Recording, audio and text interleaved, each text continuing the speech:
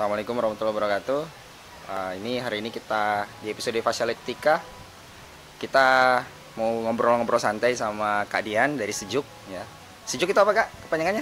Serikat Jurnalis untuk Keberagaman. Serikat Jurnalis untuk Keberagaman. Bisa diceritain Sejuk itu biasanya di bidang apa dia untuk? Yang jelas kerja bukan kerjanya? air conditioner ya. Karena itu sering salah. Karena biar sejuk kita kan. Iya, Ya, sejuk. gitu. Dia sesuai dengan judulnya Serikat Ah. Jurnalis untuk Keberagaman. Jadi kita banyak bikin kegiatan maupun program kerja yang berhubungan dengan keberagaman. Keberagamannya apa aja ya? Banyak luas. Tapi kita lebih banyak ke soal pemahaman tentang keberagaman di agama, etnis maupun di orientasi seksual, gender dan lain-lain. Berarti agama, etnis, orientasi seksual gitu ya. Oke. Kalau mungkin Kak Dian bisa cerita pengalaman-pengalamannya sebagai jurnalis dalam kasus-kasus tadi itu. Ya kayak saya pernah ngeliput tentang Ahmadiyah ya. Kan kita tahu bahwa mereka waktu tahun lalu itu masjidnya dirusak. Ya, ya. Ini yang di Sintang ya. Iya betul, di Sintang, Kabupaten Sintang. Nah kondisi mereka waktu itu setelah beberapa bulan kejadian saya liput kembali untuk ditahu kondisinya gimana di sana. Jadi bangunan masjid itu udah dialihfungsikan gitu. Mereka terpaksa gitu kan mengikuti aturan pemerintah, kebijakan pemerintah yang mengganti rumah ibadah itu ya. menjadi rumah tinggal gitu. Jadi ada banyak hal, misalnya secara psikologis mereka ngerasa bahwa ini kan masjid yang kami bangun di atas lahan personal, bukannya lahan pemerintah atau lahan desa. Kemudian yang kedua, semua orang kan boleh bahkan dilindungi hak-haknya oleh negara untuk menjalankan ibadah sesuai dengan agama dan keyakinannya gitu. Tapi pemerintah mempercayai bahwa aturan tentang IMB dan lain-lain itu menjadi persyaratan utama ya. Padahal sebaliknya sih, kalau saya bilang berapa persen sih dari rumah ibadah di kita nih yang punya IMB gitu ya. Betul. Kenapa itu jadi alasan? Jadi saya menyoroti tentang, dari liputan itu menyoroti tentang diskriminasi struktural yang dilakukan oleh pemerintah negara Negara gitu ya. Ini berarti peran Kakak dalam jurnalis ini itu untuk menyuarakan gitu ya adanya diskriminasi struktural, misalnya untuk kasus Ahmadiyah ternyata banyak juga kebijakan yang justru mendiskriminasi gitu ya. Iya. Padahal kalau kita lihat kebijakan mungkin bisa saja ya kebijakan itu bisa saja karena suara mayoritas. Betul. Suara mayoritas itu mengatakan misalnya agama tertentu itu dianggap sesat gitu kan, sehingga mereka melegitimasi dengan kebijakan-kebijakan yang sifatnya mengopresi atau mempersekusi mereka gitu. Nah di Sejuk itu seringkali kita mengingatkan para jurnalis untuk tidak lagi menggunakan kata sesat gitu. Kata sesat, iya. Di Sejuk seringkali kita Itu mungkin dalam tanda petik bahasa kaum Iya, mayoritas gitu. secara umum. Mayoritarian gitu ya. Iya. Nah, Karena orang dengan gampangnya bilang sesat. iya betul. Dan bahaya itu loh ketika Kalau kita- sudah itu. Padahal kan sebenarnya kalau kita bicara soal HAM ini kan ada namanya kebebasan beragama ya, KBB gitu kan, Freedom of Religion. Ini kan kalau di pasal 18 ICCPR gitu kan, Indonesia itu kan sudah meratifikasi itu. Betul. Udah ada undang-undangnya, undang-undang tentang hak sipol, bahwa memang negara itu harus menjamin kemerdekaan orang dalam beragama, dan Betul. tidak mesti agama itu agama yang harus diakui secara politik ya, dianggap resmi gitu kan, tapi Betul. semuanya, bahkan yang tidak beragama sekalipun itu kan secara kemerdekaan mereka harus diakui oleh negara gitu, nggak boleh dibuat kebijakan yang mempersekusi, mendiskriminasi gitu ya. Itu yang sering diingatkan oleh kami di Sejuk itu, bahwa ini udah ada aturan di tingkat internasional, kemudian di nasional, semuanya itu dijamin gitu. Lalu kenapa kita masih melakukan diskriminasi atas nama tekanan dari kelompok tertentu atau mayoritas dan lain-lain? Aturan bersama itu sudah kita sepakati. Iya. Kalau kita nggak jalanin ya hancur negara Itu ini. kebijakan yang diskriminatif itu justru menyuburkan praktek-praktek persekusi masyarakat. Jadi masyarakat itu yang mayoritas itu menganggap kan ada aturannya, berlindung di balik aturan, mereka kemudian melakukan persekusi gitu kan. Biasanya pemaknaannya jadi terbalik ya. Aturan dibuat tuh sebenarnya kadang-kadang dilihat agak area abu-abu tuh. Babu ya. Nah, dilarang sebenarnya. Bukan tidak ada kata dilarang, tapi ya seperti dibatasi gitu kan. Gitu. Dibatasi. Ini kan kalau misalnya kasus JAI itu kan sebenarnya ada apa ya? apa ya, perpres atau apa saya lupa itu. Itu kan sebenarnya diisi perpresnya itu bukan melarang ya, tapi SKB 3 Menteri. SKB 3 Menteri itu bukan melarang tapi memperingati. Tapi walaupun itu memperingati, sebenarnya SKB itu tidak perlu ada harusnya. Nah itu di sisi pemerintah bilangnya itu pembatasan atas Pembatasan, nama ini kalau nggak dibatasi nanti saling bentrok misalnya kayak gitu. ya. Tapi di lapangan tuh atas nama pembatasan itu orang melegitimasi, oh ini boleh, ini dilarang untuk beribadah, oh ini boleh dipersekusi, nah, gitu kan bahaya banget. Kalau selain kasus-kasus terkait dengan keagamaan, apalagi Kak? Etnis apa dan mungkin Kalau di etnis, saya dan juga mendorong teman-teman pers kampus gitu untuk melakukan liputan-liputan tentang apa sih permasalahan dari residu konflik antar etnis di Kalimantan Barat. Kayak misalnya teman-teman di pers kampus tuh banyak yang meng-capture anak-anak muda antar etnis. Madura misalnya dilarang untuk menikah dengan orang Melayu karena dulu pernah konflik panjang dan itu diwariskan dari orang tuanya mereka. Nah ini menarik Kak, kita ini kan di Kalimantan Barat, apa ya istilahnya, udah merasakan yang namanya konflik panjang gitu.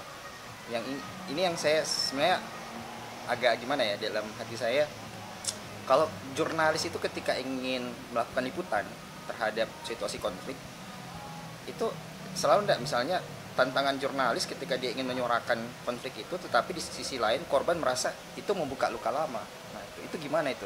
Itu sangat sering terjadi gitu. Jadi ada upaya untuk melakukan prakondisi dulu ya, kita pelajari dulu bagian mana yang sampai mengangkat trauma dia gitu. Jadi itu bagian yang sensitif, agak susah dan harus berhati-hati menanyakan itu.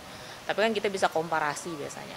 Orang kadang-kadang diwawancara tuh agak-agak bingung kalau kita langsung bilang harusnya A gitu. Tapi kan ketika kita bilang komparasi, bukankah sebaiknya kalau lihat kondisi yang ini kan lebih baik begitu. Jadi orang berpikir ulang dan keluarlah mungkin perasaan apa, kekecewaan yang muncul, atau justru mereka bilang iya seharusnya memang seperti ini ya, tapi dalam kondisi ini kayaknya belum bisa deh, ada gitu. Ya itu yang kita capture, dalam arti kenapa, kira-kira apa yang membuat orang-orang ini tersandera dengan warisan konflik di masa lalu seperti itu. Memang itu banyak sekali orang bilang muka luka, tapi kalau tidak pernah dibahas, kemudian tidak dicari akar masalahnya, apalagi generasi penerus ya, ini kayak konflik antar etnis kan cenderung satu generasi tuh nggak tahu Iya. Yang anak muda sekarang nggak tahu apa sih yang terjadi pada masa lalu sebenarnya, lalu kenapa orang bunuh-bunuhan gitu sih, katanya orang tuanya, tapi dia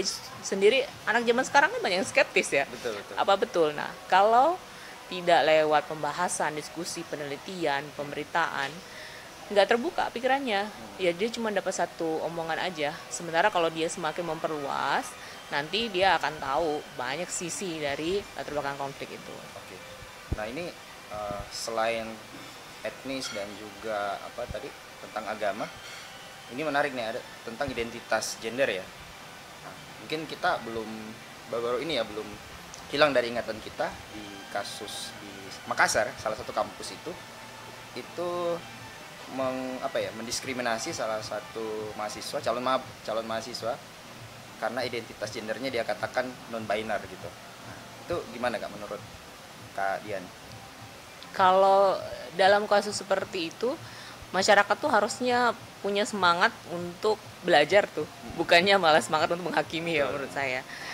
Sebelum kita bicara soal apa itu gender ini soal menghakimi, ini fakultas hukum loh. Jangan gimana ceritanya ya? Ini memang tugasnya menghakimi gitu.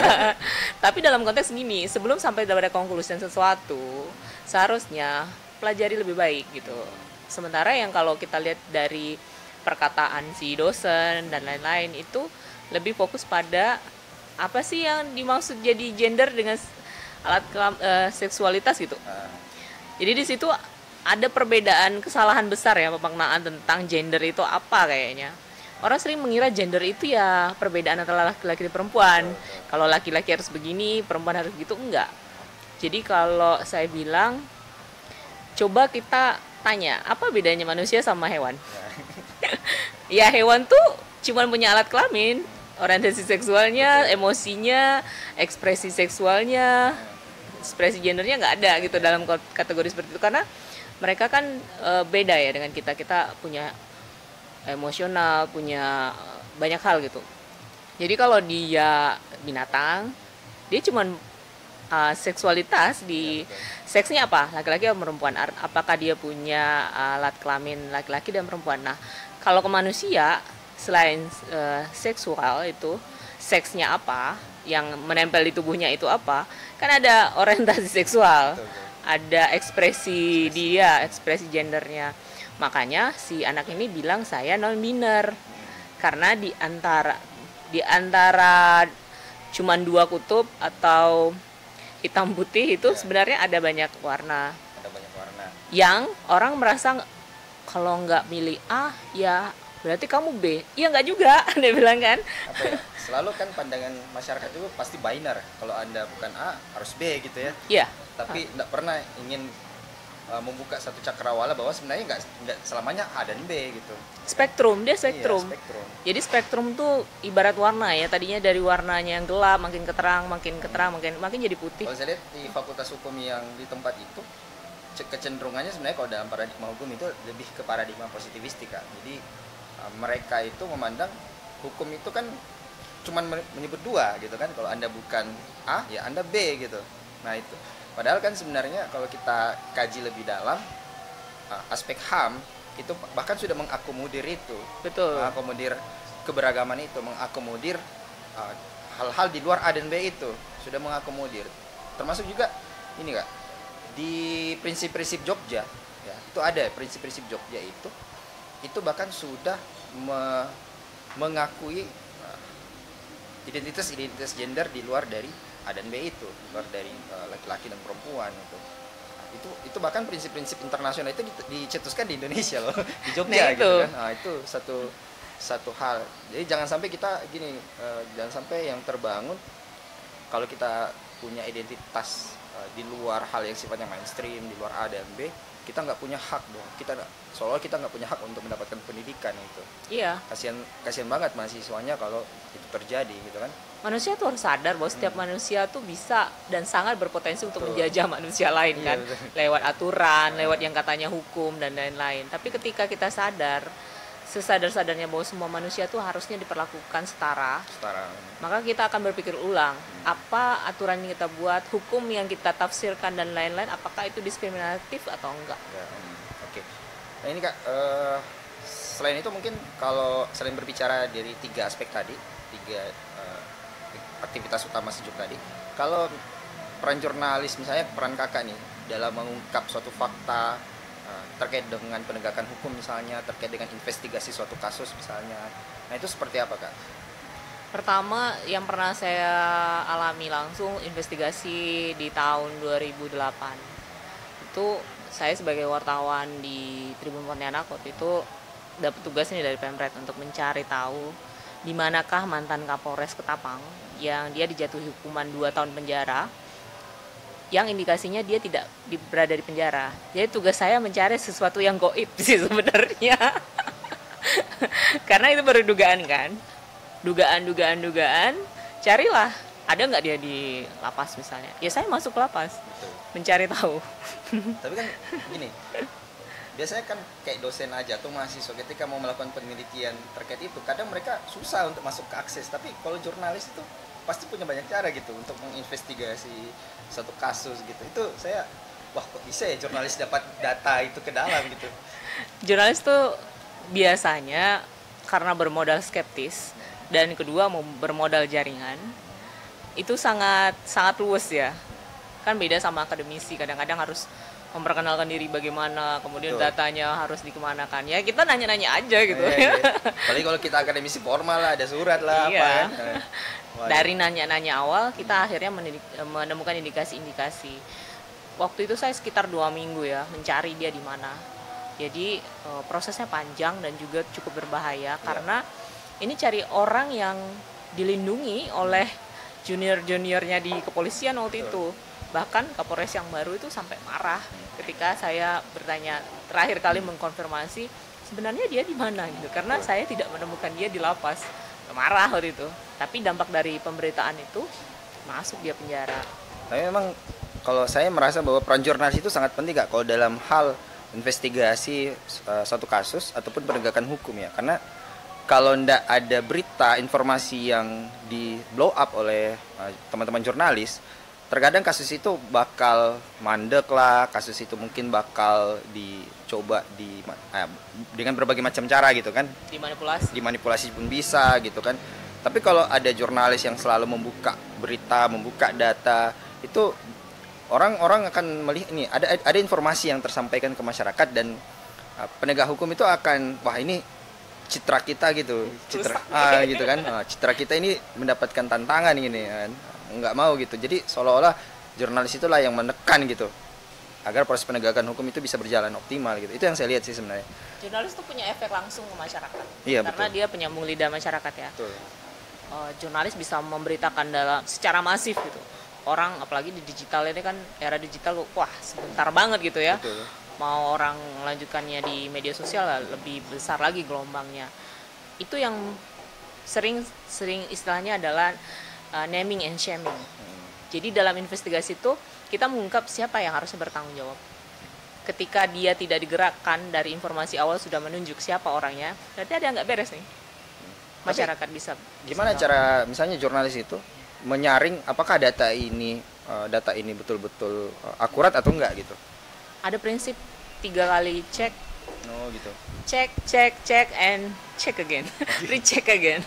Itu yang kerjaannya panjang, makanya kalau investigasi itu nggak gampang. Oke. Nah ini mungkin terakhir ini Kak, kalau aktivitas Kakak dalam jurnalisme khususnya untuk meliput masyarakat adat, pernah nggak punya pengalaman misalnya meliput tentang masyarakat adat, masyarakat yang marginal gitu kan, yang kita mungkin belum familiar untuk tahu keberadaan mereka, belum familiar bahwa mereka itu punya hak juga gitu misalnya. Rata-rata di pedalaman ya. Yang pedalaman gitu. Rekan kita yang tinggalnya di daerah hutan adat gitu, mereka tuh seringkali dirampas haknya karena atas nama ini nggak terdata nih sebagai hutan adat gitu. Nah itu padahal mereka sudah beberapa keturunan udah tinggal di situ. Mereka yang mengelola, menjaga hutannya gitu. Tapi karena ketika ada investor datang tambang, ada sawit dan lain-lain, itu pernah pengalaman ngeliput bareng sama teman dari Swiss. Jadi kita lagi pertukaran jurnalis gitu, kita barengan liputan gitu, saya liputan di Swiss, dia juga liputan di Kalimantan Barat. Jadi kita lihat tuh masyarakat adat yang ada di situ, mereka tuh mencoba melawan dengan cara lewat tulisan, membuat blog. Jadi juga mereka ada yang membukukan hukum-hukum adat mereka dan hutan adat mereka supaya bisa diakui secara hukum formal. Nah itu. Soalnya di Kalimantan Barat ini salah satu problem adalah alih fungsi lahan gitu. Jadi masyarakat adat ini sering nggak tahu gitu kan, nggak tahu lahannya tiba-tiba udah jadi lahan sawit gitu kan, udah masuk perusahaan nanam sawit lah, nanam inilah apa dan segala macam, dan masyarakat adat itu makin lama makin terpinggirkan gitu. Hak-hak tanah mereka, hak-hak hutan masyarakat adat mereka itu hilang gitu kan, perlahan-lahan hilang. Nah ini menjadi satu problem lah gitu yang kita rasakan di Kalimantan Barat, dan itu memang bagi kami peran jurnalis itu sangat penting untuk mengungkap itu semua gitu. Iya. Termasuk teman-teman akademisi itu sering terbantu gitu ketika teman-teman akademisi mandek dalam pencarian data, malah teman-teman jurnalis itu udah di depan tuh dapat datanya itu. Nah itu kami rasakan luar biasa teman-teman jurnalis ini. Karena biasanya ada birokrasi yang bisa dipangkas oleh jurnalis nih, karena lewat amanat undang-undang pers kan kita transparansi data terbuka itu kan sangat penting ya. Jadi lembaga yang kita tuju itu bisa juga kita laporkan gitu bahwa mereka tidak melakukan keterbukaan publik, informasi gitu ya. Kan beda mungkin dari jalur birokrasi dengan dosen ya. Iya, betul. Dosen kan harus mengeluarkan surat dari universitas. Nah, itu udah habis berapa lama waktu. Kalau kami bypass karena atas nama undang-undang pers keterbukaan informasi publik ya, itu yang harus dilayani oleh pemerintah. Betul. Kalau kami ini akademisi misalnya udah urus surat, nunggu balasan mereka bisa sebulanan. Itu pun dari sebulanan saya nggak tahu apakah data yang mereka siapkan itu data yang seperti apa. Kita nggak tahu apakah udah dipilah-pilah atau gimana gitu ya. Kalau gitu kayaknya lebih bagus ya kolaborasi antara jurnalis sama betul. akademisi. Itu yang kita harapkan nih, ada akademisi dan jurnalis bisa kolaborasi. Oke, terima kasih banyak Kak Dian, terima kasih ini untuk Fasilektika Terima kasih hari ini kita sudah berbincang dengan Kak Dian. Sampai jumpa di acara selanjutnya.